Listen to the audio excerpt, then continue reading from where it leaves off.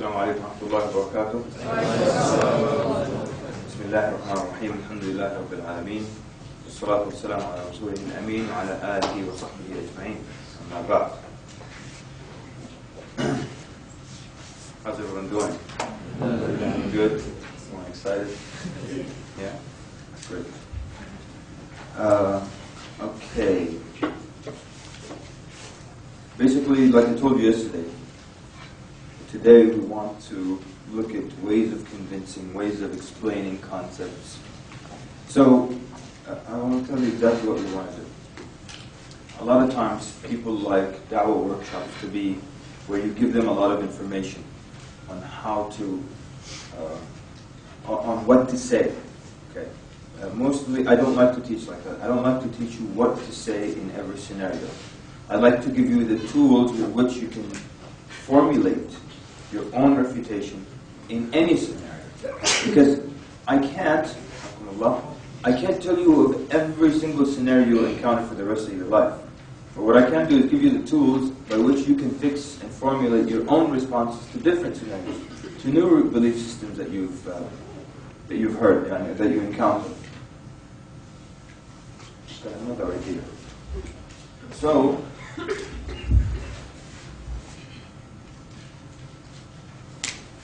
like I don't know if I said this story yesterday, but there was a guy who went with me one time, to a nearby state, and we did the dawah, just a regular 10-minute shahada workshop. And in the end, he was kind of objecting to it, but in a polite way. He was telling me, I once went to a dawah workshop by Dr. So-and-so and so, and he gave us a booklet that was this thick, and it had every way to argue against this and that, and to refute Trinity, and it had this verses in this chapter and that chapter. Well, let me show you something. This is from, I want to show you this page. It's from, actually I think it's probably the same page that's coming up there. This is my dawah course, and this is the page on Trinity. That's how long it is. You know? And in the beginning of the course, I tell people to turn to that page, and I explain to them why it's short. Because people would like to get lots of information in this verse and that verse, and if they say this verse, refute it with that verse. And if they try to refute you here, say this and say that.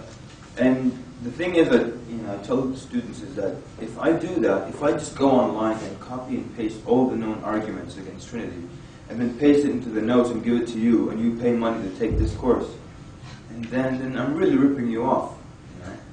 So when we're going to discuss ways of refuting arguments, ways, of rebuttal, so on and so forth, and then you can apply them in different situations, or you can refute one argument through various different ways. Like, and we're going to go through at least 8, 9, 10 different ways. So you can take any argument and I can refute it from using this system, or using that system, or using this style, or using that style. So many different ways to do it. And then I might ask you some questions towards the end of the day of scenarios that you've never heard of, but you will be, inshallah, ready and able to answer a refute. Why? Because now you have the tools and you can put together your own argument. Most people would like that to be given everything. This is how you answer this, that's how you answer that. Okay. And a lot of times you'll discover that the short way, to answer the question without referring to scripture, this and that, you'll see that inshallah as we go. So, let's see. Everyone understand yesterday's? Did everyone understand yesterday's exercise? The last one we did, yeah, about the Prophet ﷺ. Because I saw a few people kept, worrying that, how do I prove to them, well, they don't believe in these sources, hadith, Quran. So how do you prove that to them? How can you convince them? Tell me. What would their argument be? Essentially, the argument would be that, well, over the years, Muslims have been fixing and taking out everything that would make it clear that he was an imposter, maybe. Is that an argument? No? Why would a non-Muslim not accept your sources? And we say, look, we're going to analyze the teachings of Muhammad ﷺ and his actions. Here we have the teachings, the Quran. If obviously under the premise that he wrote it, so those are his teachings, right? Or either it's from Allah Azza wa Jalla. And then the other thing, we're going to analyze how he lived, his lifestyle, mainly from the ahadith. So why would the kafir object to that? Saying, well, these are your sources. Yes, sir. Because it focuses on one perspective. Okay, but give me more detail. Why would he object to it? He's never heard of it before. No? He's never heard of it before, probably. Okay. And he just assumed. Yes, but if I'm sitting with a non-Muslim who tells me, well, I've never heard of these sources before, I'm saying, oh, and you have to have heard of everything in the world. What's the argument? What is there? Yes. If Muhammad was illiterate and he couldn't read, then he didn't write it himself, and so he didn't know what was written. You're right, but would that be their argument? Yeah, I've heard that argument. Oh, you have, huh? That he didn't write it himself, so he wouldn't know what was written? And if you couldn't read, then you couldn't check it. Oh, I can check it, I see. Okay. Right, I mean, okay. You know, when you argue, right? But it's ridiculous, right? Because I can be totally illiterate, and it could just be me and Ziyad in the room. I say, Ziyad, please write down what I said. And I dictate a half a page, Ziyad writes it, right? Then 3 days later, I call Hamza, I say, Hamza, please read this back to me. And then he reads it, there you go, I checked it, and I'm illiterate. Come on. It's just weird, these people. So, okay, but why would they say, look, these are your sources? Because they're saying you could have manipulated them, right? You could have taken out all the parts that prove he wasn't a genuine prophet of Allah. True? So how do you argue that then? How do you argue that point? There's only one from the Quran. Good. There's only one Quran. We all know that, right? Now, tell me, and there's more than one argument here, tell me how you can prove that to a kafir. There's only one Quran. How do you prove that to them? Yes, sir. I was praying yesterday in congregation, and the leader of the prayer was reciting the Quran, and he made a mistake, and he was corrected by someone else in the prayer. Excellent. So you're saying that, first of all, you know how many people have memorized the Quran worldwide, the estimate? No? Anyone? No? Yeah, they say about 10, they say about 11 million people are false worldwide. That is amazing. 11 million people totally memorize the book from beginning to end. So you can explain to the non-Muslim in so many ways that this book, it's just one book. I mean, first of all, it's not anything that's like a miracle. If it were more than one copy, we would know. Okay? So it's only one. Well, how do you know it's one? Because we don't know if it's a second or a third. It's just one copy of the Quran. So if there were 3 types of Qur'ans or versions, do you think I wouldn't know it? I mean, you know this and I don't know this piece of information. So it's not a disputed fact that there's one Qur'an. Okay? I know someone might put their hand up and say, well, this extreme group of the Shia that live in this part of this country have another version. Well, I mean, anyway, we don't even consider them to be part of the, right? I mean, I'm saying any group that has a different, we don't consider them to be part of Islam anyway.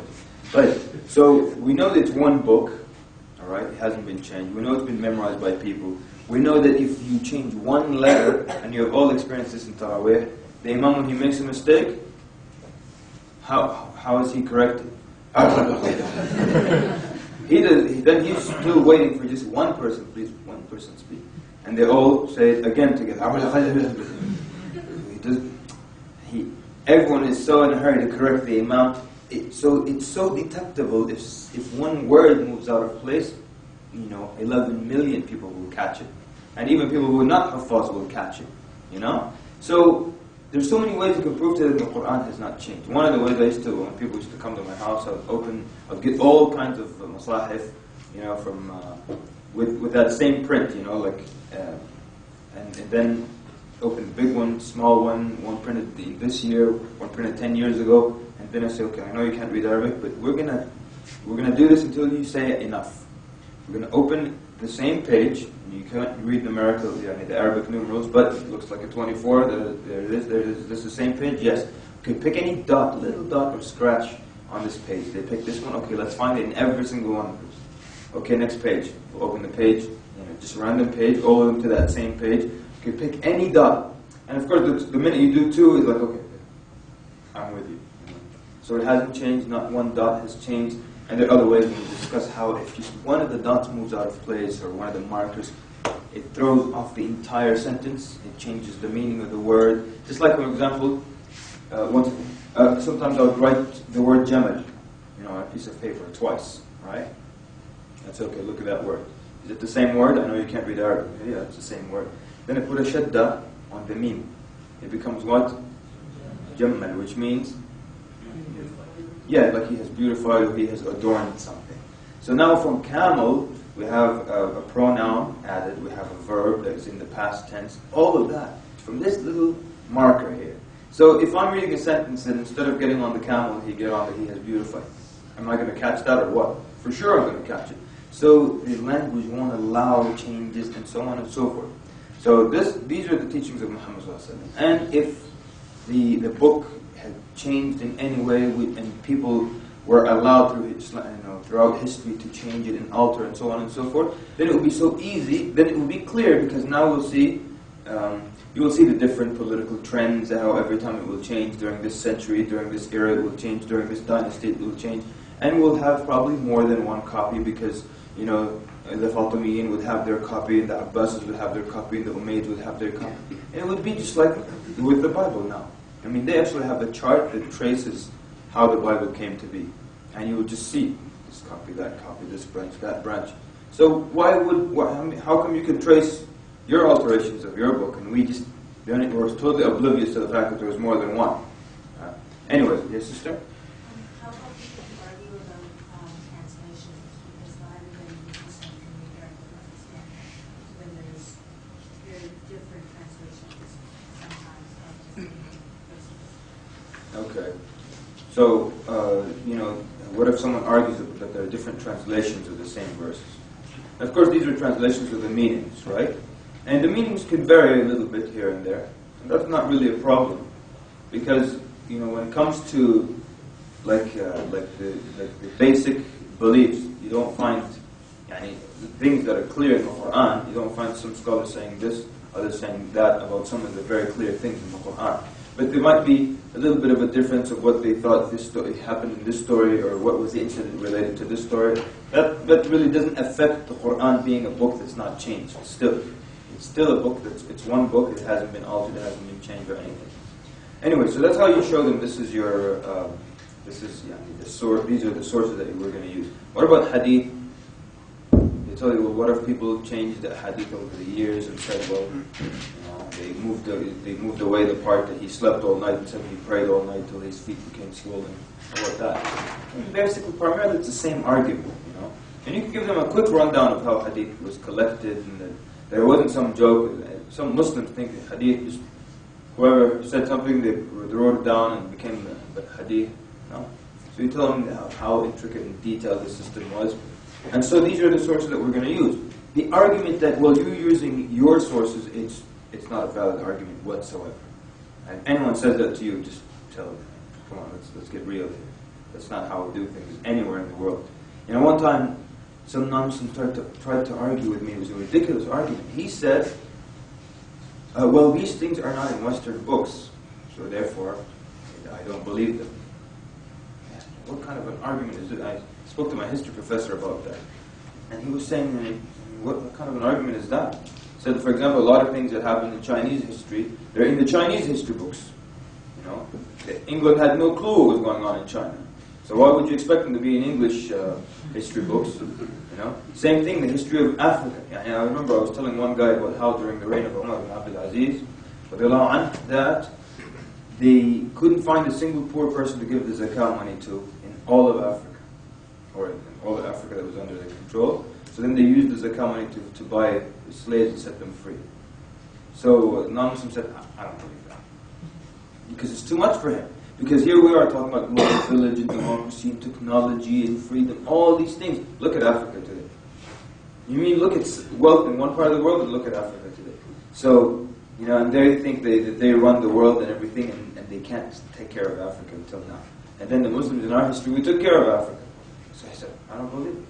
Well, based on what? You know, because it's not in your books, in your sources. You don't expect it to be in your sources. And tell me the Aborigines didn't exist because in the 16th century there was nothing about them and about their history, who was their leader, or was that right? So if you don't know them, they're not there, huh? It's like when you discovered America, right? If you didn't know it was there, it was not discovered. Even though there were folks living there. All right. Anyways. Shall we have some fun, or shall we... Have some fun. Yes, sir? Some of the brothers, when you're talking to them, right? I don't want to mention what like firqa do they belong to. Yeah, just mention their name.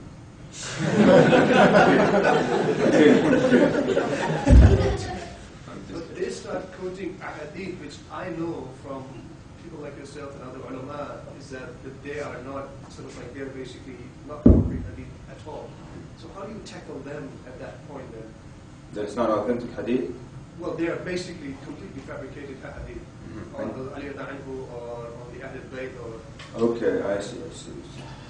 But that's one of our questions, remember? Shia Sunnah? Right? So that's what we talk about, obviously. But, and you can feel free to mention that, it's not an issue. But it's like, you wouldn't mention a group within the Sunni. You wouldn't tell me, Ikhwani said this or Tabligh, that you would keep aside. But Shia, it's not a problem. You know how, have you heard the history of the sects? Yeah? Oh man, what's going on, people? Sheikh Walid was Sunni. Don't play around with Sheikh Walid. Anything Sheikh Walid, you get it, you listen to it. That's how it works. Yeah, anything Sheikh Walid, don't fool around. You guys are aware of that, right? If you're not, you are now. Sheikh Walid Basuni, that's it. Don't get me started with Sheikh Walid. I'm serious. Sheikh Walid, that's it. I'm not kidding. I don't play around with Sheikh Walid Basuni. With all due respect to everybody else, I don't play around with Sheikh Walid. Ever. I remember one time, people don't know who they're messing with, wallahi. They don't know who they're messing with. These two young kids. Who has more knowledge, Sheikh Walid or Sheikh so-and-so? That guy goes, this is the expert. They're about equal. I said, let me put your two heads together and maybe smack you or something. Something had it with you. You don't know who you're messing with. Sheikh Walid Basuni, people. Don't play around. I'm serious. I don't play around when it comes to Sheikh Walid. In North America, all you got to do is say Sheikh Walid Basuni. And I say, yeah, that's it. You're right. That's it. Don't play around with Sheikh Walid. I don't know if I can stress that enough. So when his course comes, spend the night here. Don't come early. Spend the night here. I'm serious. When his course comes to town, you spend the night here. I'm not kidding, akhi. You spend the night in his course. Spend the night in the room in the morning, you brush your teeth, whatever. You sit and wait. Okay. I know you think I'm exaggerating, but I'm not.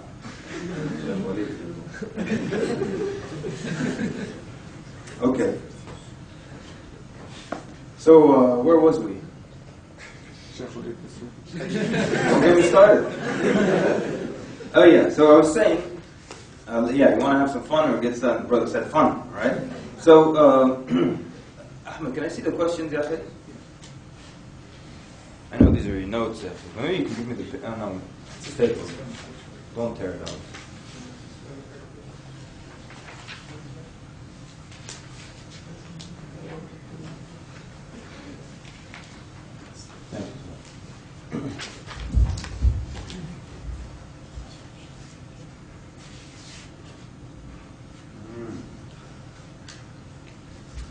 Okay, let me just ask this question first.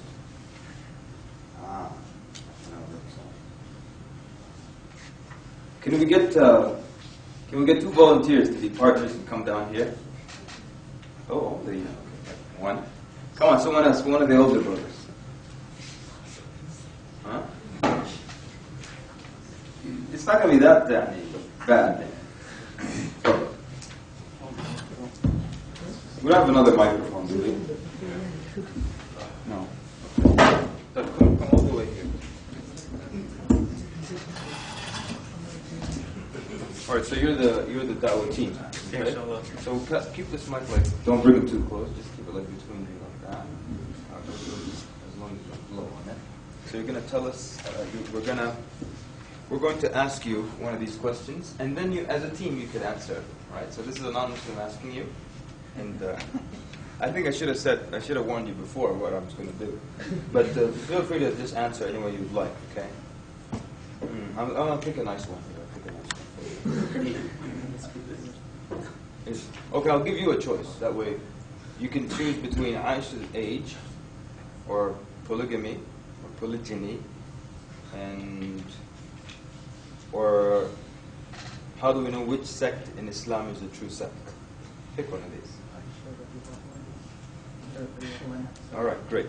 But so, and then you guys can feel free to, if you have the difficult questions to throw in to their explanations. Yes. Feel free. But so the first thing is the non-Muslim asks you, why did your Prophet ﷺ marry a young girl? Why? Yeah, why did he marry a young girl? And that's not appropriate. You started. So why did the Messenger of Allah sallallahu alaihi wasallam marry Aisha radiallahu anha at a young age? Yes. And so how many years ago? Do you know how many years ago that was? Yeah, about 1400. About 1400 years ago. Okay. And what was the today? The average male or female lived to about 70 or 80. Is that correct?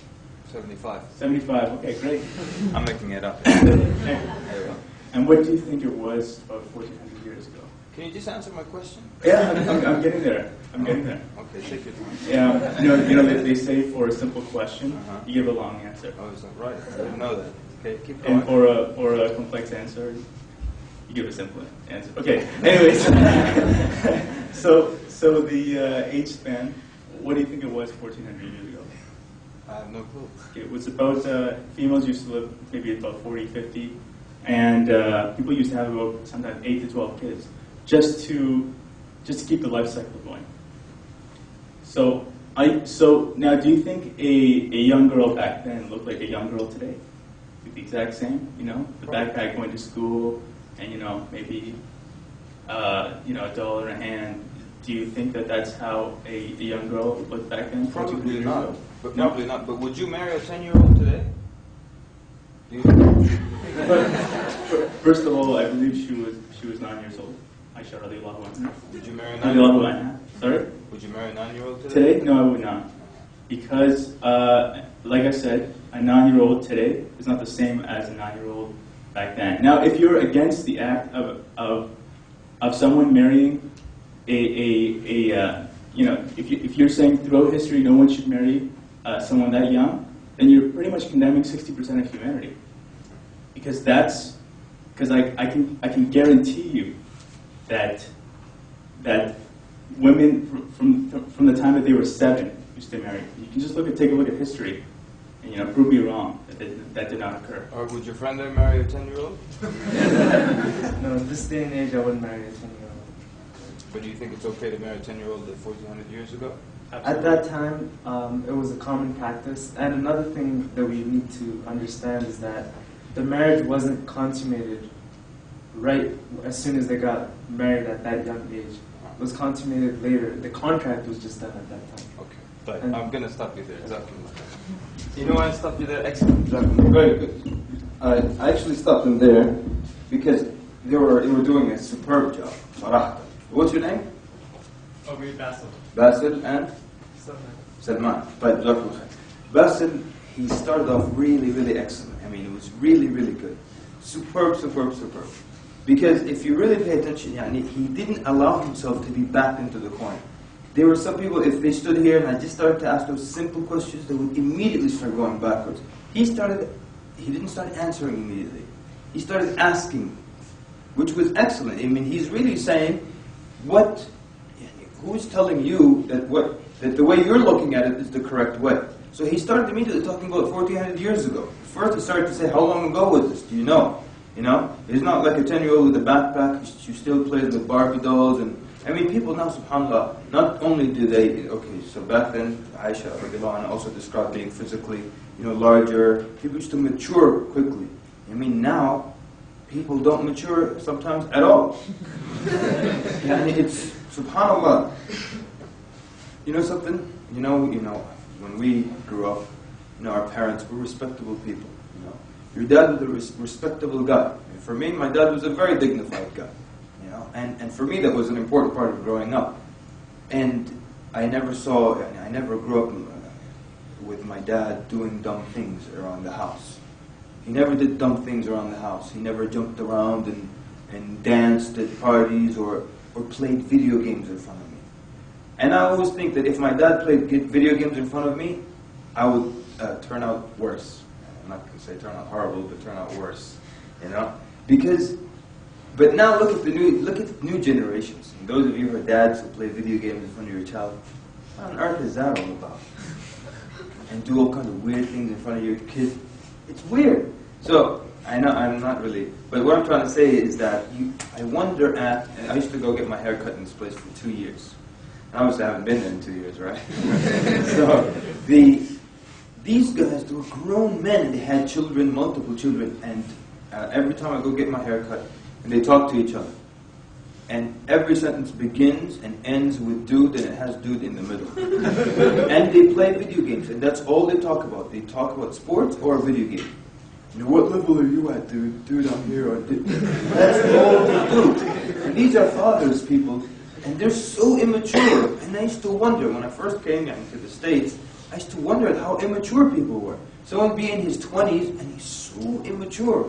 And in Sudan, you'd find a 13-year-old girl, if her mother is traveling or away, she would cook and prepare, food for the entire house, and a real meal, not just like heat up some, toasty frosts or whatever it is. She'd cook up real food, the house will be clean, and she'll do her homework, and if she has younger kids, she'll take care of them. And she's still a young girl, she doesn't lose her childhood and traumatized and all the garbage that they say now. Just a normal thing. And I'd come here, people in their 20s, immature. I used to listen to this show, that doctor on the radio. I don't know if you have her here, but Dr. Laura, very famous, and people called her with their problems. And I remember, it was when I first arrived in the States, I would listen to the radio show, and some guy would call up, "Hi, Dr. Laura. I have a problem." It's okay, this guy must be like 17 or something. And she would say, "How old are you?" "I'm 45. What's the matter with you? 45? So people don't mature. So now, what Bassett was saying, he's saying, look, and he started asking, how long ago this was? He started describing the girl with the backpack. It was just excellent. You could have kept doing a great job, both of you, Salman and Bassett, but I stopped you because you were doing excellent. The whole point, I wanted to see if you're going to back yourself into a corner or not, And you weren't accepting these questions of, do you think it's okay? And you just started apologizing, and suddenly you magically turn her age into 18. You know how the Muslims are doing that now, right? And in the course of their arguments, they're maligning and attacking the scholars of Islam and saying, he wasn't reliable. Is this how we do it? We even attack our scholars just to bring the age magically to 18? And why just 18? Why just does it have to match the famous legal age? It is not really 18 everywhere in the States. I don't know what it is here. 18? We still have some states where it's 14 until today, 16, 17, and the majority are 18. So, who is to say that the way you look at something now is the right way? And this is the problem. People always look at the way they believe and the way they live now. That's the standard. Who made it the standard?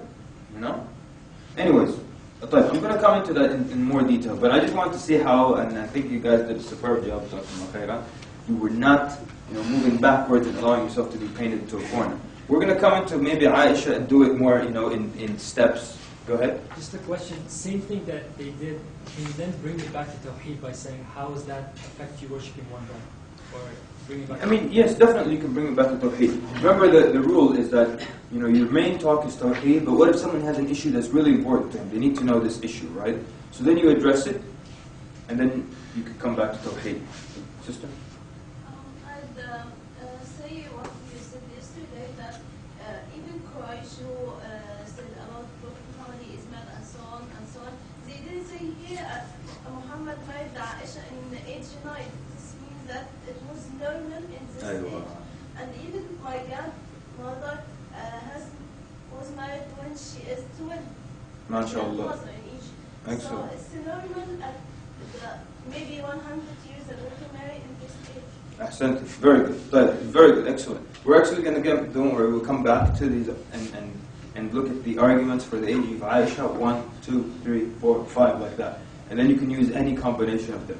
Now, I want to do something about answering questions, and this is what I was so pleased with what Basit did. A lot of du'at think their job is to answer the non-Muslims' questions. That's it. Just like, the information booth, people come up and where do I go, get my luggage? There. Where do I go, my ticket? Over there. That's not what your job is. And so, do not just answer questions, and don't accept the premise of that question. So for example, let's take some examples. Someone will ask you, why, and this is actually here. And actually this is the way I worded it, but it was worded just like that, but from the brother who suggested it, and Ahmed wrote it down.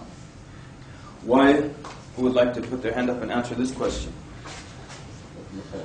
Why does Allah need us to worship Him? A non-Muslim comes to you, why does Allah need us to worship Him? This was the question that was asked yesterday. Who would like to put their hand up and answer the question? Why does Allah need us to worship Him? Young man in the back? Oh, mashallah. Good man, that's it. You don't need to finish. You see what he did? He did it right, 100%. I don't care what he says after that sentence, he's right. He said, Allah doesn't need us. He was about to say to worship Him. There you go. You fix the question first, and then you explain. Don't say, because, and then you start, وَمَا خَلَقْتُ الْجِنَّ وَالْإِنسَ. No matter what you say, you're wrong. Because the non-Muslim still walks away with, Allah needs us to worship Him. And He doesn't. You fix the question first. Don't just answer. Answer. Someone asks you, can Allah create a four-sided triangle? And you start to answer immediately. I don't waste time with a question like this. I won't answer that question. Say, unless you're an idiot, the minute you have four sides, it's a rectangle or a square. There's no such thing as a four-sided triangle. What did you study? So, of course you don't really say that, right? But why would you start to answer a question like this? Or the other one about the rock. You know that one, right? He will tell you, can Allah create, or can God create a rock that is so huge that no living thing can move it? And most Muslims are, yes. And they ask them, then can God move it? And of course people say, yes. That means He can't create a rock that is so huge that no living thing can move it, because He can move it. Then suddenly the Muslims are, what are you going to do? The problem is you put yourself in the wrong place to begin with. Don't start just answering questions. It's not your job to answer questions. The da'iyah, you guide them to the truth. You're not just here to answer questions and then they've got these little traps ready for you and you fall into the traps. So, and of course the answer to this question, I didn't get this one of the rock. Can you repeat it? Tells you, can God create a rock that's so big that nothing can move it? No living thing can move this rock. Yes, He can create that rock. Then they ask you, can He move the rock? If you say no, that's a problem. If you say yes, He can move it, that means He can't create a rock that no one can move, because He can move it. It's just garbage. So then, and this is where do we benefit from this example? We benefit when they come and tell you, if God wanted to do something, can anyone stop Him? No. Okay, then He could have had a son. Just stop arguing. He could have had a son then. Well, who's going to stop Him from having a son?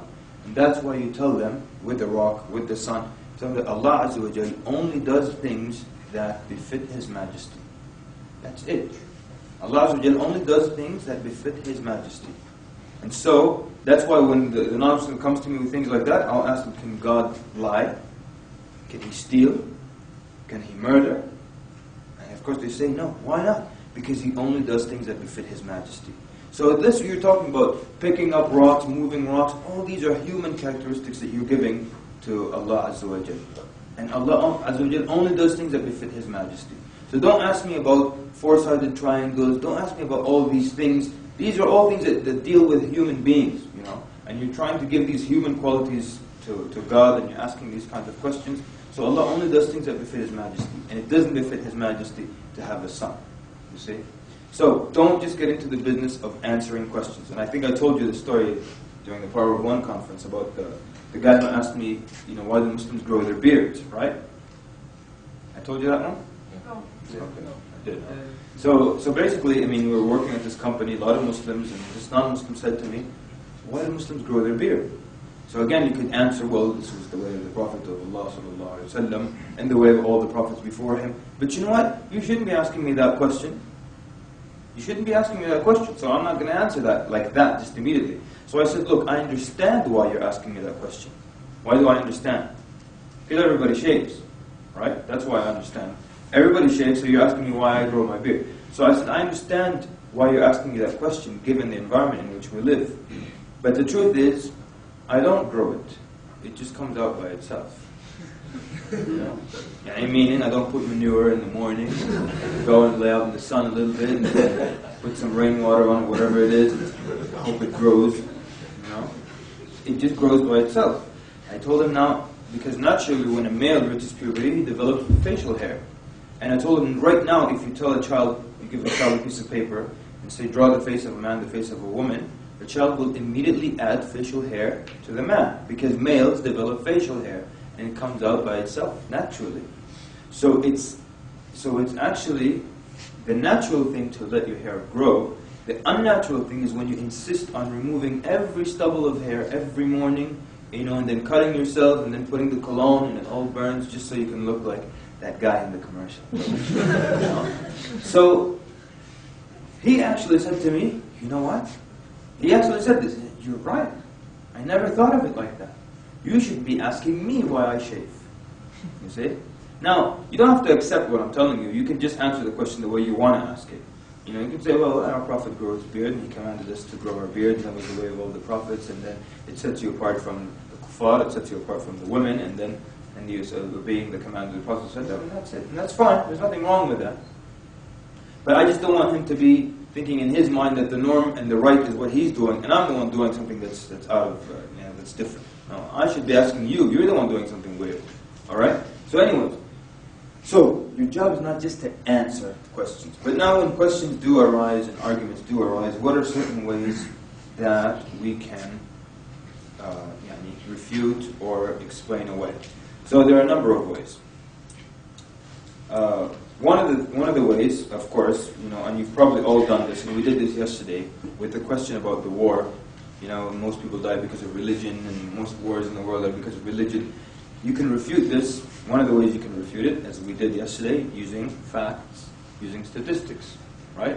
And of course, you've all probably done this, using science to prove something related to an act of worship. You've probably mentioned some scientific or physical benefits of fasting, and so on and so forth. So one, you can use facts, you can use statistics, right? And everyone see how you can do that? Yeah? Anyone confused about that? It's very clear, right? So someone give us another example where you can use a fact or a statistic or something to prove something. Like just now we did it with the age of Aisha. We're saying, as a fact, you have in some states 14 is the legal age to get married. We use a fact here. We use some kind of, that drinking alcohol isn't harmful. So if you look at the stats that it's not harmful? Yeah. I mean the argument that it's harmful. Okay. And you look, you say, well, just one of its harms, one of its like many related harms, is like drunk driving. I think it was 10 people died per week. Okay. Did you guys know that fact? 10 people die a week from drunk driving. What is this? Just here? Or? This is North America? In the U.S. In the U.S. Okay. So this is a fact. You see how you throw that fact in when it comes to alcohol. You can throw a bad fact to show something haram. You can throw a good fact about siyam. You can throw another fact, another example. Yes? An Albanian guy told me in Bosnia for every man there's 21 women. So if every man marries just one woman, it's going to be a problem. And even if they marry 4, there's going to be a problem. We're going to have to help them by finding people that can. That's okay. Makes sense. So here's using statistics to show the Sunnah of the Prophet makes sense. Another fact. The average video gamer is 30 years. Oh man, that's a disgusting fact. Really? 30 years old? The average video gamer is 30 years old. I hate video games. It's such a problem. Grown men. Got blisters on their thumbs. Grown men. Yes, sir.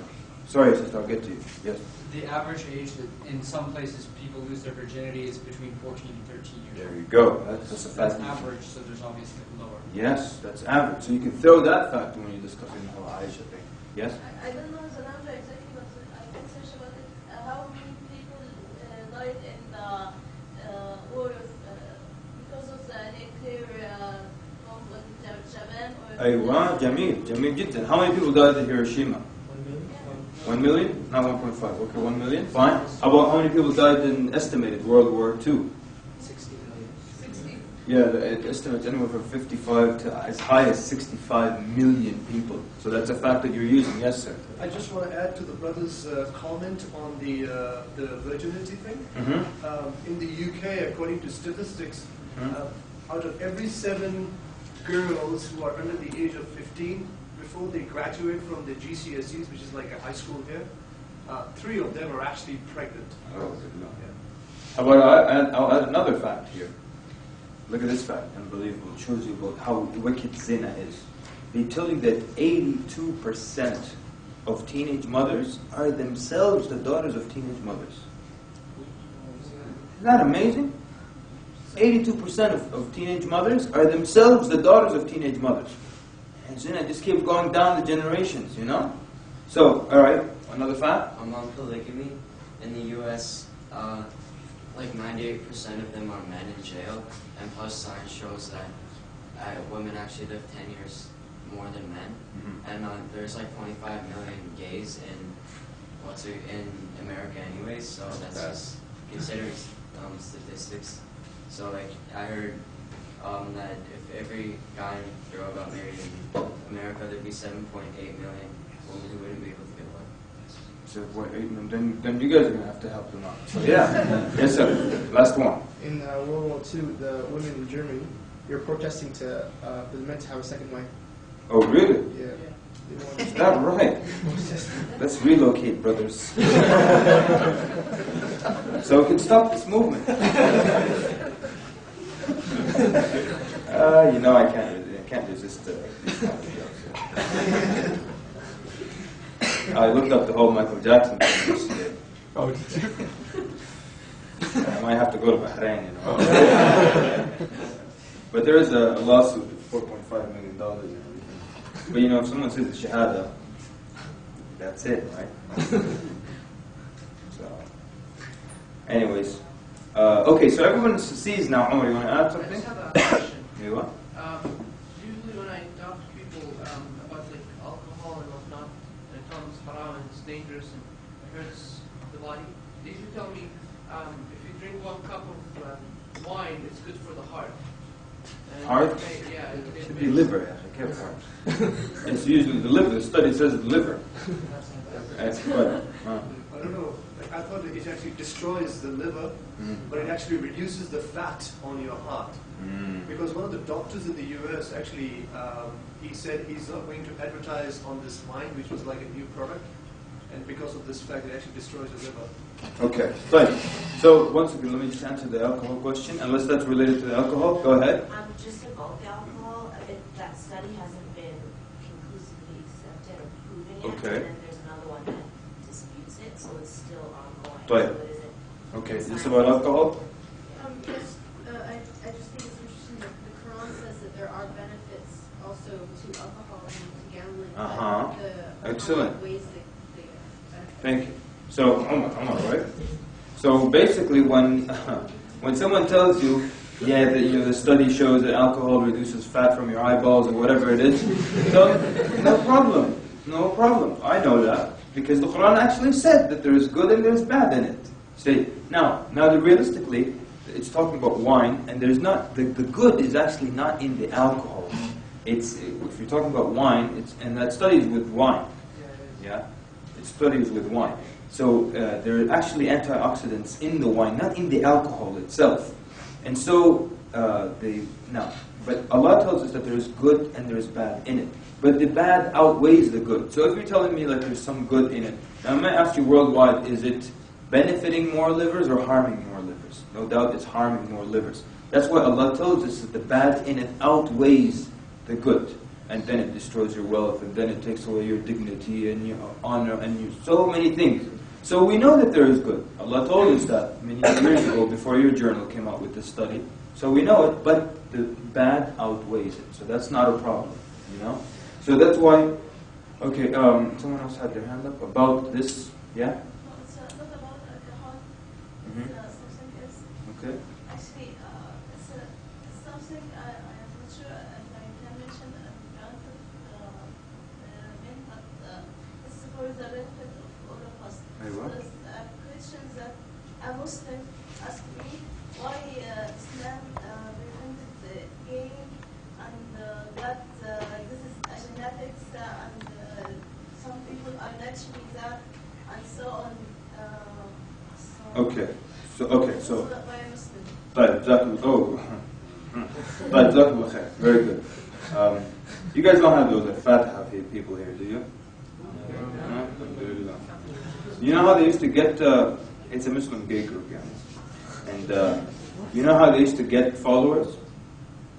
The guy would get on a masjid email list and he would say, can you believe it? There's this, there's a bunch of gays and they're having support groups and they believe they can still be Muslim and gay. This is their link. These people are, that's what this is their leader. He would send this email, and then everyone in the masjid list would get it, and then the closet gay brothers would click on that link and then join the support group, you know?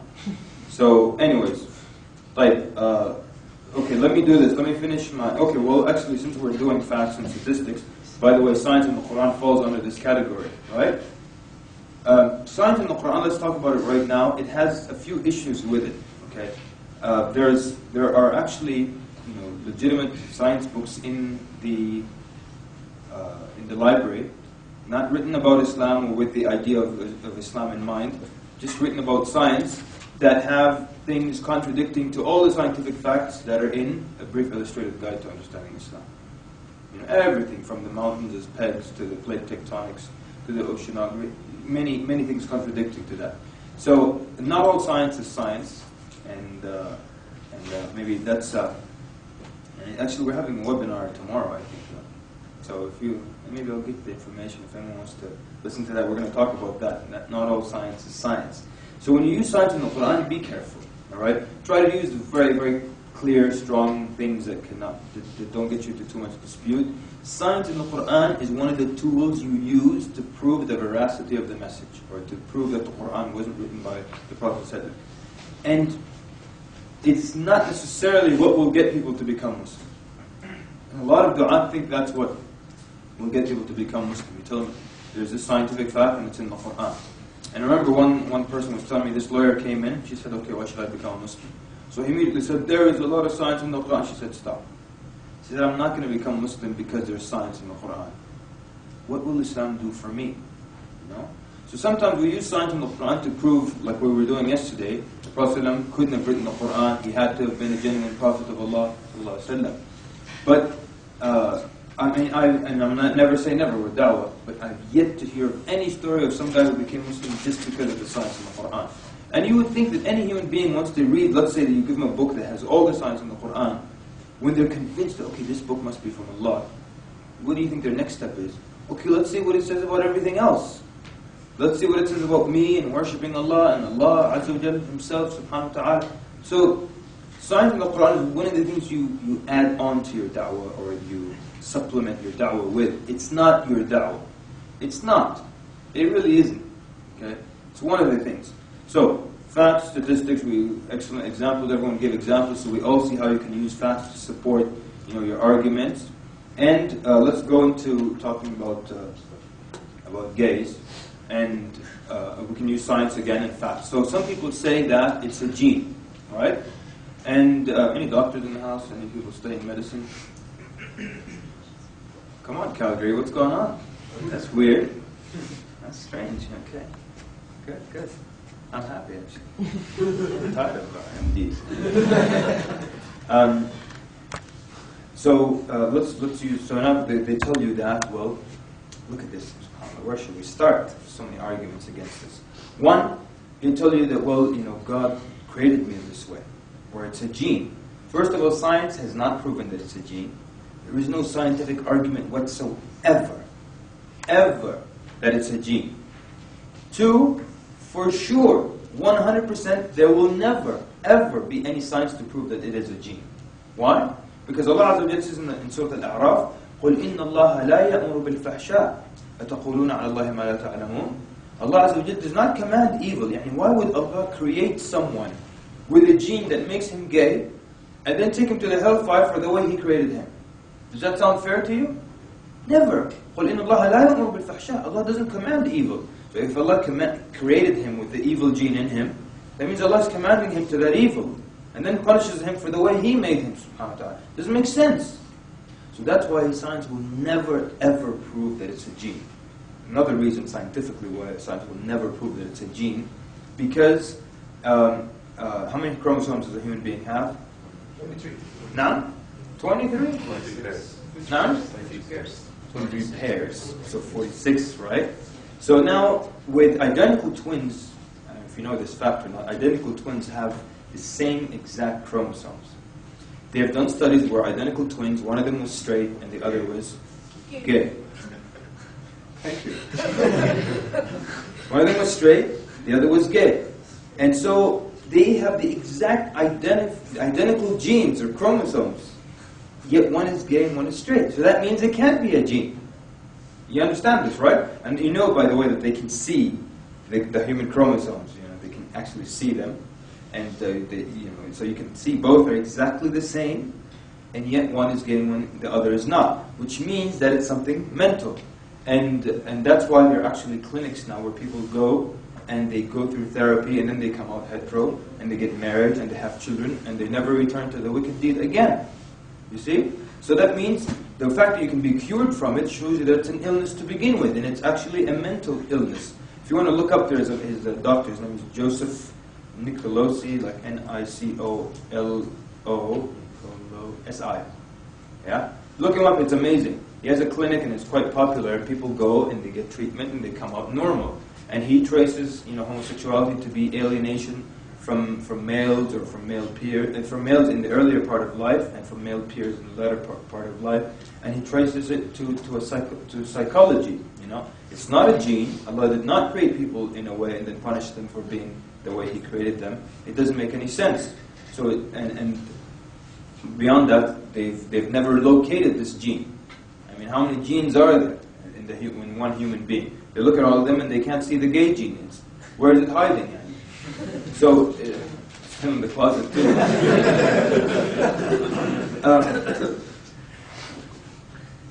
There are also logical arguments against it, Logical arguments against it. Have you read the argument? They tell you, it's available in the animal kingdom. First of all, I'm still in doubt of that. I've never... Go ahead. I think it was Sheikh he talked about those arguments that it's in the animal kingdom.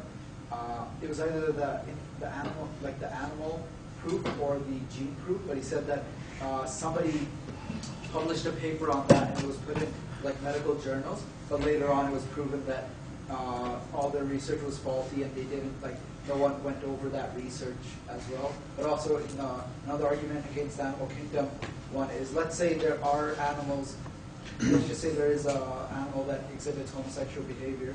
That's one animal in the entire animal kingdom, and also there are animals that eat their young. Thank you. Those are the exact points I was coming to Barakallahu. Look, forget one animal that's gay. I don't care if there's a herd of 1 million zebras who are all homos. Okay?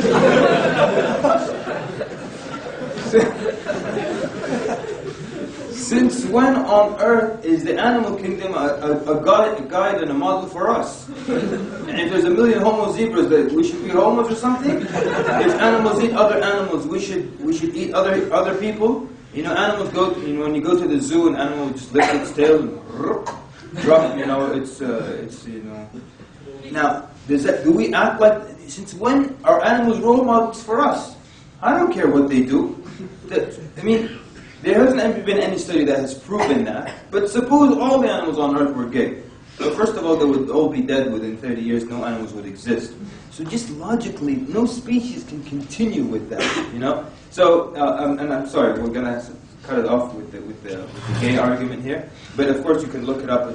Every argument has already been done, you don't need to reinvent the wheel. But I just wanted to tell you the story of when I was, you know what a gaydar is? So, your ability to detect a gay person, your radar, gaydar. So I have very, very weak gaydar. And, anyone have a strong gaydar? Yeah? My younger brother, he doesn't have to go beyond this to know that person is gay. He's got a very strong gaydar. For me, we're giving dawah in the street and I'm talking to this guy. And I keep talking to him, going over the basics. Makes sense? Makes sense. I go for the gold. He said, I can't. My lifestyle won't allow it. I said, sure it can. And I keep talking to him. Then I go for the gold again. He says, my lifestyle won't allow it. I said, no, don't worry about it, this and that. And then again I go for the gold. He says, my lifestyle won't allow it. I said, what lifestyle, ya akhi? I said, look, I've been doing this for years. I've been talking to people. I've never heard somebody say lifestyle. What is your lifestyle? I said, I'm gay.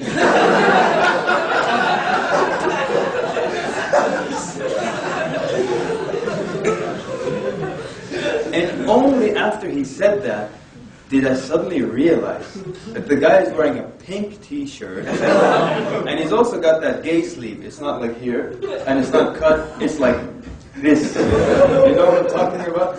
Only then I started to notice that and how he's standing and how his bones are loose, how they have loose bones, So then, there was that second of, and then you know what? What do you do? Leave him. What do you do? Leave him. What do you do after that? Yes, sir. Give more dawah to him for homosexuality. Okay. Now, good. Now you know what? He kept saying my lifestyle. You know the truth is, it's not a lifestyle. It's not. It's just a desire. Don't accept the argument that it's a lifestyle. It's a desire. Since when is a desire a lifestyle? I don't ask Ziyad, what's your lifestyle? Oh, I'm hetero. Why isn't hetero a lifestyle? And gay is a lifestyle. Homo is a lifestyle and hetero is not? It's not a lifestyle, it's just a desire. Since when do people ask me, Brother Kamal, what's your lifestyle? Wallahi, sushi, I desire sushi, I like sushi. But it's not a lifestyle. Since when is a desire a lifestyle? They're putting too much, they're giving it too much, this thing. It's just a dirty desire. It's not, don't make it a lifestyle. And but in a way, in a weird way, they are a little smart when it comes to becoming known. They have made it a right, you see? And so that they have the gay rights movement. And because, in the States at least, people are so attached to people having their rights and everyone wants everyone to have a right and there's so much, everything, people think everything is a right and it's not sometimes. But it's my right to do this and it's actually not your right to do it. But so the gay movement has become a rights movement. And that's why now they get support for it and they get all kinds of things. While it was actually known to be a mental illness since as early as 1938 has been diagnosed as a mental illness. And as early as Freud. And the DSM, which is this manual that psychologists put out every year, and it has any psychologists in the audience? Okay, good. You know that. So the DSM, yeah, it's used here, right? So it used to list all the mental illnesses every year. Homosexuality was listed as a mental illness until it was removed in the late 60s or in that era, right? 80s? I thought it was the 70s. Come on. Are you sure? Okay. Oh, sorry? Just the new edition is the one that So the sister was saying it was removed in the 80s, because of political pressure, and so that's why so many people now don't know that it's actually a mental illness because they were forced to take it out of the book. But it actually is an illness. So they made it a lifestyle, they made it a right, but it's not. It's just a mental illness. People can get help with that, you know. So my thing now is someone says, you know, you can in a way say you can get help with that, you know, you can get help, you know. But until you go through therapy, I want you to always pray in the front row, okay? Thank you, Ahmed.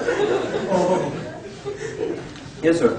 Yeah, just like in England, it has come to a point like these Gap stores, like GAP, like it's come to a stage like where they actually call it gay and proud. And if you look at the managers, like the people who are actually managing the stores, they're mainly of this sort as well. So really? they're like very, very pro Gap, you know. I like how I said Gap. Right, so خلاص we boycott Gap. All right, exactly. But anyway, so that's using facts, using statistics, using science. Sorry, sister? I don't know if someone asked about dawah or any of this issue. Should we say to them, let's discuss first if Quran is written by Allah or not? And if it is written by Allah, then Allah knows the best for every human, and we will accept everything that Allah says. This is concerning the same topic? Yeah, أي نعم طبعا جزاك الله خير sister. And that's why we have another system here, another rule, so which basically I say 1 + 1 = 2. That's the rule. 1 + 1 = 2. That's how people learn anything. When you start learning math, you learn 1 + 1 = 2. That's the first mathematical equation, right? Then you can go to c² = a² + b². No one ever starts their child like that. No. You always start like this. And so that's why, as the sister was saying, you can refer everything back to Allah Azza wa Jal. When I understand my relationship with Allah, the rights of Allah upon me, then I can understand all the big and small things as well. Because one time, someone born Muslim came to me. He said, and this is someone born as a Muslim, but obviously, you know, nothing to do with Islam in practice. So he comes to me, he said, look, I want to know, why does Allah care if I eat ham or not? And if I pick, you know, ham from the menu, why does Allah care? Shouldn't He just care if I kill someone, if I murder, if I steal? See? With no knowledge, you can see why He's thinking of it like that. Why does Allah care if I go to the menu and I say, give me a number 4? It was such a simple process. Instead of number 3, give me a number 4. I get it, I eat it, then I'll be honest for the rest of the day, I won't murder or kill anybody. So why does Allah care about these things? So then, 1 + 1 = 2. They can't get it because there's some things they don't know here. So then you start to explain to them, yes, picking number 4 is a simple process. All you have to say is, give me a number 4, you pay $2.99, that's it. But it comes under disobeying Allah Azza wa Jal, and that's the big deal. That's why the early Muslims used to say, do not look at how small the sin is, but look at the greatness of the one you're sinning against. Yeah? That's the big deal. So if Allah Azza wa Jal, and so you're to obey Allah Azza wa Jal. The Muslim is the one who submits to Allah subhanahu wa ta'ala. And so when you submit, Allah says go right, you go right. He says go left, you go left. Do this, you do it. Don't do it, you stay away from it. That's the bigger picture, because it falls under this greater umbrella. Not the fact that it's such an easy physical process. And we give analogies now, which is another dawah technique. You give analogies and it helps explain. So we're doing 1 + 1 = 2, and we're looking at analogies as well. So you tell them, look, if now let's say you're at work and the boss doesn't want you to answer the phone. He says, okay, don't answer that phone. And the phone rings and you look him in the eye and you pick up the phone. Now what's the big deal? It's not like I went from here to Taiwan or something. It's just I picked up one part of my body, moved, less than 2 feet, and I said hello. What's the big deal? We can argue mechanically it was a simple process. But you disobeyed your boss. We don't liken Allah to His creation. But it fell under a larger umbrella. That's why you got in trouble, even though if the action was so simple. Or if you're going to use the chauffeur, the big shot's in the back of the limo, and he tells him, Jeeves, make a right. Jeeves makes a left. He can make a very simple argument. Instead of mechanically turning this way, I turned mechanically, but it was just the other way. What's the big deal? The big deal, ya akhi, is you disobeyed your boss. Or maybe Jeeves just kept driving. He would get fired. Not because, mechanically it's simple, or it didn't take too long. That's not what it's about. It's about disobeying Allah Azza wa Jal. That's why, again and again, we come back to it. Your talk is about Allah. Your talk is about Tawheed. Your talk is about submitting to Allah Azza wa Jal. Then people can understand when Allah says, do not come near zina, or don't come near alcohol, or don't eat pork, or don't do this or don't do that or don't be gay. All these things now they make sense. So that's why it's so important for you to explain to people that 1 + 1 = 2 first before you move on to algebra and more complicated things. Anytime you get stuck, someone's asking you, well, what about it, and why not, and why this, and why that? Tell me, wait. It's Allah Azza wa Jalla who says, do it or don't do it. And your job is to do it. And of course, part of the mercy of Allah, He still lets us understand why we're doing, and the wisdom behind why we're to do something or not to do something. So, we discussed then using facts, statistics, or science.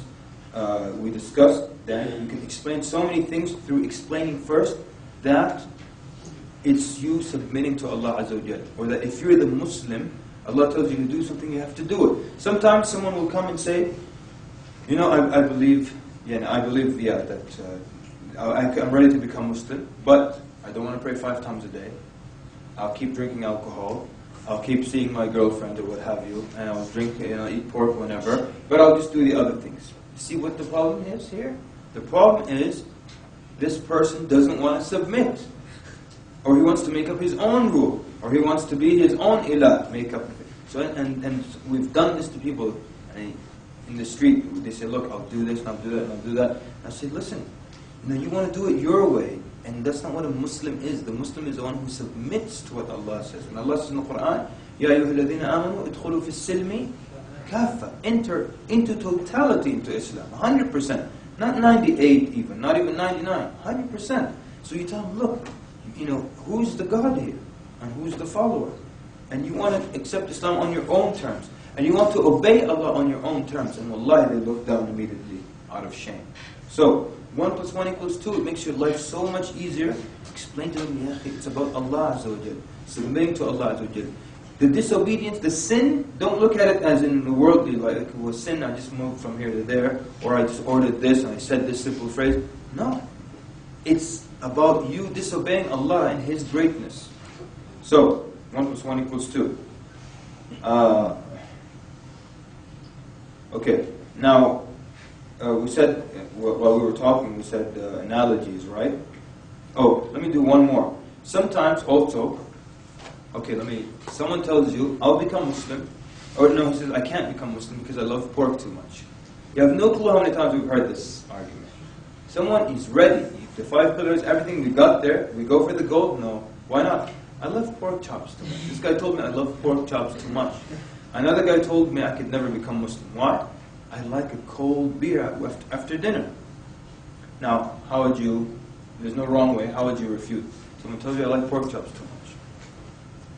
No. The part of the chicken is called the ham.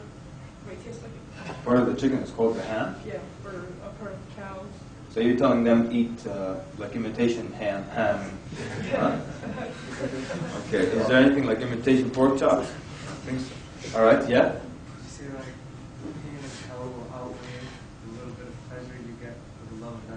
Alright, so Salman's getting hardcore here. He's saying he's talking about the pain of hell. Excellent. Become Muslim. Just become Muslim and make dua to Allah to change you. Okay, Jazakallah khair. And that, if I can critique that a little bit, Jazakallah khair for us. You're right, that's your last resort. You just don't give up that quickly. But that is your last resort. Okay, anything else? You're all right, by the way. It's not that I'm looking for something specific. Remember what we said? There are many ways you can refute one argument, many ways you can convince a person. Why don't you come over to my place and inshallah I'll make some lamb chops for you, mate. The brother's taking the cooking competition, yeah? Okay, so you're going to Iron Chef him out of pork chops, right? Okay. Tell him, hey, have you ever tried biryani? Yeah? Become Muslim and slowly get off it. Okay, you're right. There's a few things before that. That's the last resort. Maybe you're telling them the idea of... Sorry, sisters, can you hear? Oh, man, I'm so sorry. Always feel free to put your hands up and tell me. If I don't look at you, you can throw something in this direction. I apologize. I'll start repeating what they're saying. I'm very sorry. Maybe you can remind him the purpose of being a Muslim. You're submitting, and if you're not doing that, you're not really submitting.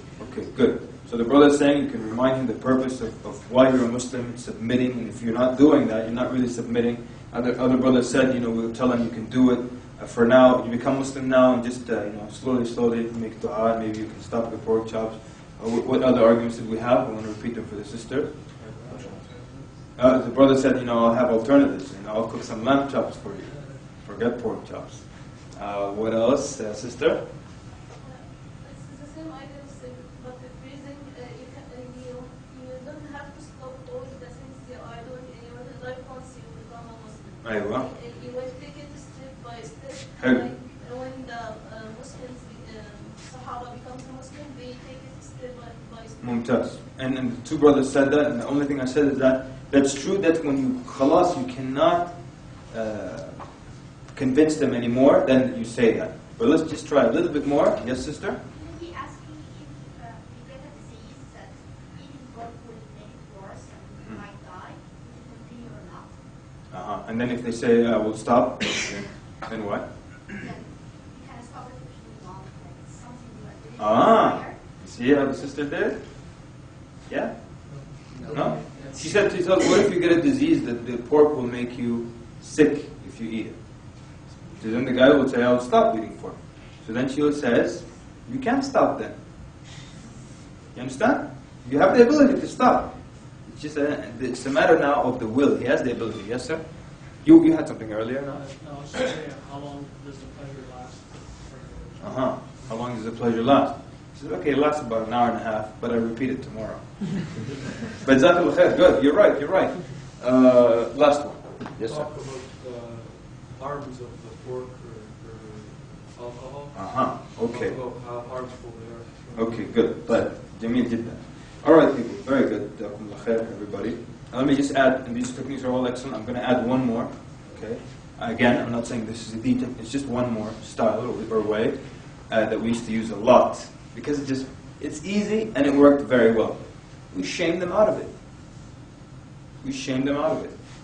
So just about a huge percentage of those who said, look, I would actually become Muslim right now, it's just I love pork too much. A huge percentage of them became Muslim right after we said this. We shamed them out of it. Say, look, so and I'm trying to tell you exactly what we tell them, man. Someone says, I love pork chops too much. So, okay. So you're telling me that with all the good that Allah Azza wa Jal has done for you in this world, with all the blessings that He has given you, and He's given you your eyesight, can you put a price on that? And they'll say, no. Your intelligence, your family, your loved ones, your health, no. So then all the good things that Allah has done for you, and He's provided for you and pushed away harm from you, on top of that, He has provided for you so many blessings, so many different kinds of food from the sea that you can eat, so many different kinds of plants and vegetables, so many different flavors of spices, the different kinds of meat that you can eat, from cows, from sheep, to camels, to what have you, to chicken, to ostriches, to emus, and so many kinds of things that you can eat. And the human body, the human being can go on with no food for up to anywhere from 30 to 40 days with nothing to eat whatsoever, up to 3 days with nothing to drink whatsoever. And you're telling me, with all the things and the blessings, the things that Allah has made possible and available, alternatives for you on earth, you're not willing to give up one kind of meat after Allah commanded you and all the good He's been doing for you? Wallahi, they just look at the ground and say, of course I can, of course I was just playing around. Good. And they say the Shahada. So, I'm not saying it will work every time, remember, we're saying, but it has worked for us tremendously. Akhi, what's your problem? You're telling me pork? Allah Azza wa Jalla has done all this for you, and He's still going to keep doing it for you, and you're telling me pork? And there's so much other things to eat, and sometimes, people get stuck in the jungle, and they live off of worms and maggots, and I don't know what, and you tell me you have to eat pork? You don't have to eat it. You don't have to have the cold beer after dinner. So excellent. Every technique that was used here was great, and they all work on an equal level. And whatever one you like, you use that. And it's not like we always just use the shame them out of it technique. Sometimes we'll use the other techniques. You're always trying different things, and sometimes the shame me out of it won't work on this guy. He has no shame. You try some other thing. Now, while we're on the topic, I want to quickly talk about, and when's our break coming up? Okay. In just a little bit, maybe we'll take a quick break.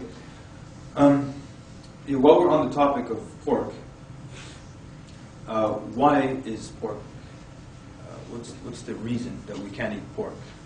What's the reason we can't eat pork, young man? It affects your health. Now? It's not good for you.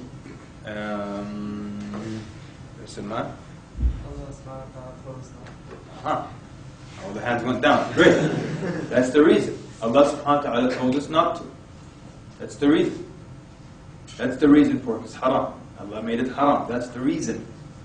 Now, the other things are wisdoms behind why it's haram. The health, all the other stuff, these are wisdoms behind why it's haram. Because if the reason you don't eat pork, this is the reason why it's haram. Because it's bad for you, it's dirty, right? That means if I get a pig, and I name the pig Wilbur, and Wilbur eats just cookies and ice cream, and he's always washed, every 10 minutes we bathe Wilbur, and then we slaughter him. Can we eat Wilbur? No. We said the reason was the dirt, so this was a clean one, that means we can eat it. So that means the reason isn't because they're dirty or something. The reason is that Allah Azza wa Jalla made it haram. Some of the wisdoms are, yes, the trichinosis, the fat content, and all the other stuff, and that's a filthy animal, and that...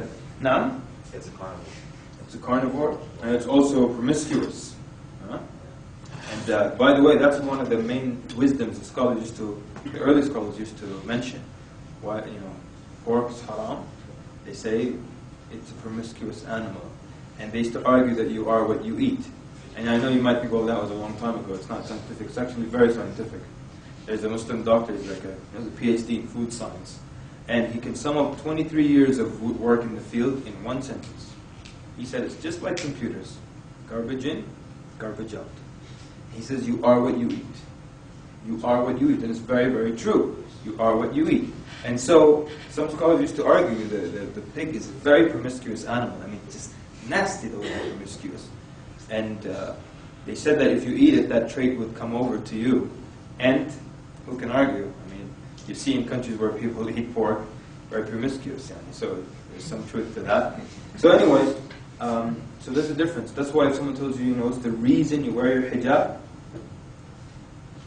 say, okay, well, it's because, the woman should be protected. So what if you're in a village where all the men are chained up? You can take off your hijab, man. They're chained up in the street, they can see you. But you're protected from them because they're chained up. You take off your hijab? No. The reason is Allah commanded you. Some of the wisdoms, it's protected so the woman doesn't become an object, so people, all the other things. Anyways. But, like I said, all the arguments have been, it's all been done. But, so then you can shame people out of an argument, you can give them facts and statistics about it, you can link it back to their submission, to their obedience. So Allah Azza wa Jal, you can use analogies or give comparisons to the dunya. We're going to give us some examples where you give an analogy or a comparison to something in the dunya. Yes, sir. I was just wondering, can we say things can we phrase things in a humble way, or should we direct? Like, should we say we believe Allah commanded us versus Allah commanded us? I like that. It's a very good question. Not that there's necessarily a right or a wrong answer, but I'm just going to ask for a show of hands. Who would rather say, we believe that Allah commanded us, or we believe the Prophet ﷺ? Who thinks we should say, we believe? Put your hands up. Okay, so about 4 or 5 people. 6, 7, 8, 9, 10, 11. Go here, 12. 12, we're going to 12. All right. Now, who thinks you say, no, Allah says we should do this? Prophet ﷺ. Good, okay. So, and are you guys just the ones who are right, or you can go both ways? It could possibly go both ways. I'm willing to argue that the second way is stronger. It's the second way is stronger. It's not, but again, I'm not necessarily right here. This is just what I feel. And feel isn't science. So, it's sometimes the way we present Islam is like we're just sharing our faith with you. And it depends on what it is. If it's a straight dawah, you're trying to give them dawah, then I would use the more direct one. If let's say it's just some kind of class and they just give you 2 minutes to say something, you might say, well, they're talking about Muslims. You might say, we believe this as Muslims. But if I'm giving someone da'wah, I want him to feel this is not just me sharing what those people believe. I want to let him know that this is what's obligatory upon you as well. So Allah commanded humanity to do this. Allah commanded mankind to follow the Prophet ﷺ. And not that we believe and that we should or you should do this, and that. So for the purposes of da'wah, it's good to let them to have them included in the statement, because they're also obligated upon. SubhanAllah, the ulama say that the kafir will be, the longer they live, it's worse for them. Every day they didn't pray, they're going to be asked about. Every day they didn't pray. Every Ramadan that they didn't fast, they'll be asked about it. So it's actually upon them, the obligation. So you want to make them feel that they're obligated as well. This is when you're giving them direct da'wah, you make it like, this is for you and for me. No. Would you also say that, because you say, I believe that, if you say, Allah commanded me to do this, then you're firm with your belief. There's no hesitation or doubt. That's fine, yeah. That's fine, absolutely. And that's why I said, you could use either one. But I'm just trying to add another element of including that person in this commandment or in the obligation. Make them feel obligated as well. But so with using the dunya as a comparison or analogy, how would you do that? I've got some examples. Anyone have examples here? So, okay, here we go. I think I've got a bunch. So, for example, number 3. Okay, and like for example, the guy who said, we're talking about Trinity, right? So we're talking about Trinity, and this guy says that I asked him, trying to make it very clear to him. So okay, so now you're saying that there are 3 gods, but they're one, yeah? Even though they're physically separate. He said, yeah. So I said, 1 plus 1 plus 1 equals? He said, 1. I said, okay, now one of them died for 3 days. Now during this period, 1 plus 1 equals? And he swallowed, and he said 1, because it's embarrassing for him. So now I want to, he rubbed his nose in it a little bit. So I said, okay, so let me see if I understand this correctly. 1 plus 1 plus 1 equals 1. And then 1 plus 1 also equals 1? He said yes. So then he got the stroke of genius. Put his hand up and said, and 1 times 1 times 1 equals 1. So, I was so shocked when I first said this. I said, why are we multiplying? He said, well, that's another way in which the equation should equal 1. So now, there's no logic whatsoever here. It doesn't make any sense. So one of the ways to get people to see things logically is the point that we're on right now. Make comparisons to the dunya, which is really an analogy, right? You're making a comparison, an analogy, but you're using the dunya. Because with the dunya, people can become very, very logical. But then when it comes to the deen, they lose that logic again. So here, I said, okay, now if I put 3 bottles of water on the table, how will you give me the sum there? Are you going to say 1 times 1 times 1 equals 1 bottle of water? Because if that's the way you think, I want to borrow $300 from you, and I'll give you 1 on the back. And you can multiply it against 50 times, I don't care. So the reality is, when you give comparisons to the dunya, suddenly people become logical. So tell them, okay, 3 bottles of water on the table. And if I take 1 away, you have 2. So don't tell me, 1 times 1 times 1. Now we bring them back to logic. For example, someone says, I don't believe in organized religion, or let me do this one for... But yeah, someone tells you, that there are as many ways to God as there are souls on earth.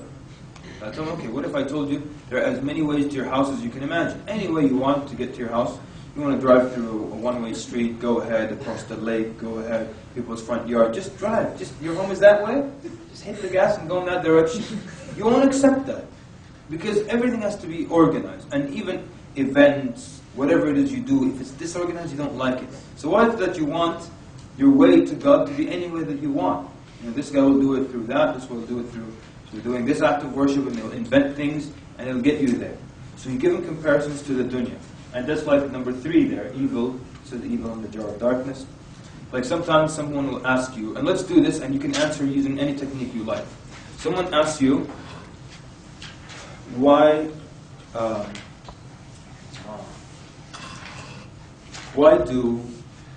does Allah allow evil on earth? Or why do good things, or why do bad things happen to good people? I mean, if someone's good, why does a bad thing happen to a good person? So now you can, how many ways do you want to answer this? Yes, sir. Allah has various ways of testing a believer, and just because He's doing you, He's doing you favors in the dunya doesn't mean that He's pleased with you. It's just a way of testing you. Okay, good. So now let's do this, just so we're very clear on this point. We're having one question. Why do, if you're taking notes, write down, why do bad things happen to good people? That's the question. And then I want you to list all the different ways and techniques that you can respond to this question. Just so I can get an idea of how it's one question, but I can apply any one of these methods to answer it. So the first, why do bad things happen to good people? Number one, our brother said that Allah is testing people. So it's a test. It's part of the test. It's a test for those people, and it's a test also for other people. Will they react? Will they assist? Will they help? And will they, become unified? All of that. So that's another way to answer it. Yes, sir. Okay, so then you link it to the akhirah. So it will elevate their rank in the akhirah. It will expiate from their sins in this dunya and move them forward in the akhirah. So that's another way of explaining it. Yes, sir. This is bad according to you, but it doesn't have to be bad according to Allah or according to. So now you're looking at the infinite wisdom of Allah Azza wa Jalla. Something happens to you now and it seems like a bad thing, and years later you see that it's a good thing. I'm sure everyone in this room can think of something like that. It was bad at that time, but later on it was good. Yes, sir. That was 3. For life to be fair, you should have the same number of years of misery as you do of happiness. Okay. It's a bit too much. We don't want the same, yeah? But okay. So you're talking about how it makes life fair, it makes life balanced, that if, like the argument, if you didn't experience the bad, you wouldn't really enjoy the good as much, so you can use that. That's number 4. Yes, sir. What if nothing bad happened to anybody? Everything was perfect. Oh, I like you. He's saying, what if nothing bad happened to anybody? So now he's responding by asking and getting them to think about the question. That's another technique now. Very good. Or it's similar to another technique that we're going to come to, and I'm just going to mention it here, using the flip side of the argument. The flip side of the argument. Flip the argument around. Yes, sir? In life, if you want to get a career, you have to go through school, you have to go through training, you have to go through these hardships and tests. Mm-hmm. So if you are trying to get into heaven, don't you think you have to go through the same training Excellent. tests? Right. Sorry, sisters, can you hear? I'm so sorry. So he said, in life, and brothers, let's do this also. Raise your voices a little, okay? Or a lot, okay? Try to remember that, so the sisters can hear also. So he's saying that in life, if whatever you want, you have to go through tests and training, and you want a degree, you go through the difficulty. So what technique is he using? Analogies, making comparison to the dunya. Excellent. Someone else had their hand up over here. Yes, Salman. Go ahead. Maybe it's a punishment from Allah. Okay, possibly a punishment. Yeah. Why can't we just compare our difficulties with the difficulties of the pious people before us? Okay. So, all right. So you're saying, the worst could have happened. Sister in the back. You can say that what do you mean by good people? Maybe the things that they're doing in their life is causing harm. So it's now getting into the details a little bit. Let's define good people. Yes? Also, that the dunya must be a land of happiness. The land of infinite happiness is al-akhirah. Excellent. You understand that? Sister saying, who said the dunya has to be the land of happiness? Land of happiness is there. Okay, sorry, I'm going to ask someone to give us the flip side of the argument. Use that technique now. The flip side of the argument. There are many ways you can flip this argument around. Flip it back on them. It gets them to think.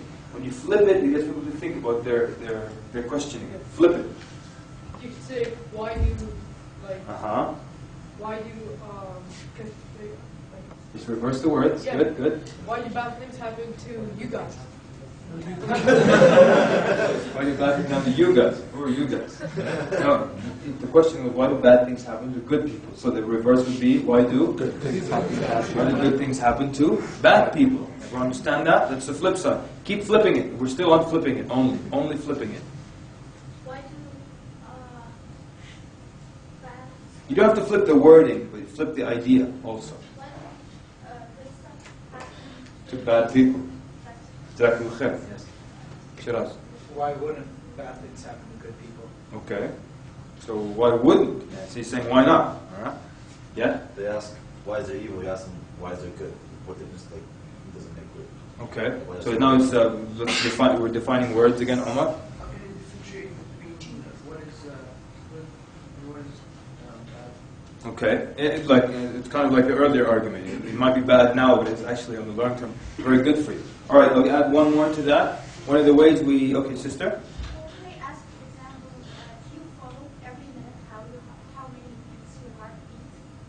And if you said no, then when you would pay attention to that, which basically when you get illness that appears to your heart, something like that. So you're trying to say that... And we don't follow the blessings we have. Excellent. You are blessed. Jazakallah khair. Okay. Right, now let me ask you this. Sorry. There's one more thing, and again flipping the argument around, and you want them to think about their question, because I don't accept that kind of question. Why do bad things happen to good people? So I usually, when someone asks me that question, and I'm not saying again, I don't want you to misunderstand what I'm doing here. I just want to share a technique with you. I'm not saying that, okay, you guys are done. Let me show you how you do it. That's not what I'm saying, all right? I'm just sharing a technique with you. I let you speak, and then I'm not saying this is the cherry on top. Now pay attention. So what I'm trying to say is, when someone asks me that question, I usually say, and this is just because it's easier for me, I usually ask them, how much intervention do you want? How much intervention do you want in this world? You don't want, their argument, they don't want bad things to happen to good people. So then I tell them about a good man. He's up on his son. It's a Sunday. His family, children are playing in the garden. He's working on the ceiling, on the roof, shingles or whatever. And then he's up on his high ladder. The ladder starts to slowly tip, and he's going to smash onto the hard concrete floor in front of his family. And he's a good person, by your definition, whatever definition it is, good person, whatever. He's going to fall. How much intervention do you want? You don't want bad things to happen to good people. So what do you want to happen now? Suddenly a big king-size mattress shows up underneath the guy. And posturpedic even, not just any mattress. Sleep number bed, on the softest number. So how much intervention do you want? A good person is walking down the aisle in the grocery store, he slips on the water, he's about to smash and break his bones on the hard floor, suddenly there's a big feather pillow underneath him. Or there's a mudslide in one of the villages, and all the children shouldn't be injured because they're good, the little kids. And so, their parents, 100,000 of them, die in the mudslide. But all the children, when the rescuers come, they're like, 200,000 children sitting with the mud and just staring wide-eyed, and they're sitting there because nothing bad happened to them. Just their parents died, and now we need to find homes for all of them, and so on and so forth. So how much intervention do you want? And there's also, by the way, about the evil on earth, there is also another analogy now with the and with how Allah Azza wa Jal created, created human beings, and He gave them free will. So that's not an analogy. There's the free will thing. So sometimes people choose to do bad things to other people, and then it becomes a bad thing. But they have been given free will by Allah. That's one thing. Another thing is that also that Allah Azza wa Jal commanded us, and He taught us how the good comes. But when we choose to leave the guidance of Allah, evil occurs, and that's the analogy with the jar. So like right now, this transparent bottle here, in a room that's lit like this, if I give it to you, while the room is still lit, can you give it back to me with darkness inside it? No. Why not? Darkness is the absence of light. Brother Ziyad said, darkness is the absence of light. Darkness doesn't occur in and of it by itself. It only occurs as a result of the lack of something else. When there's no light, we get darkness. So someone will tell me, if God is good, why did He create evil? Tell them, listen, Allah Azza wa Jal, He created good, and He showed us the way to good, but when we choose to not follow the light of Allah, or the guidance of Allah, we get evil.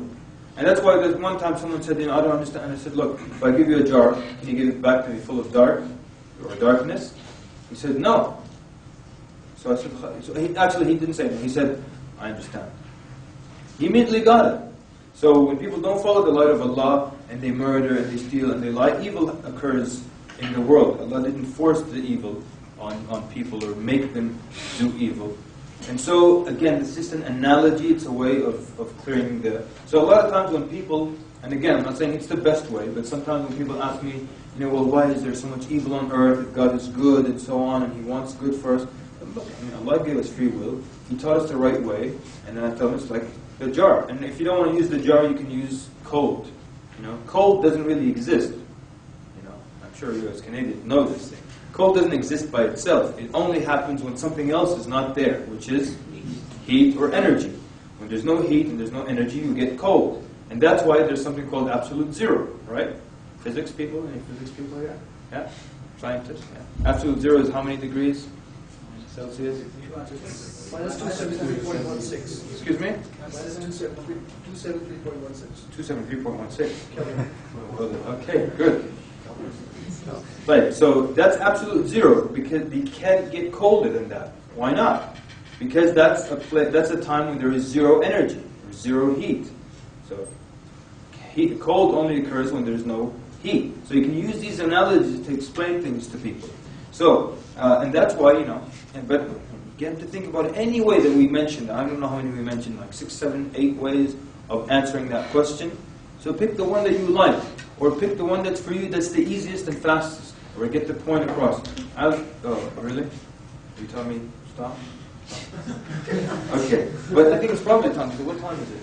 Oh, wow. We went clear to lunch, right? Lunch is 12:30 or 1? Okay, so we take a 10-minute break and then do 50 minutes to lunch? Alright, so we'll take a 10-minute break, inshallah.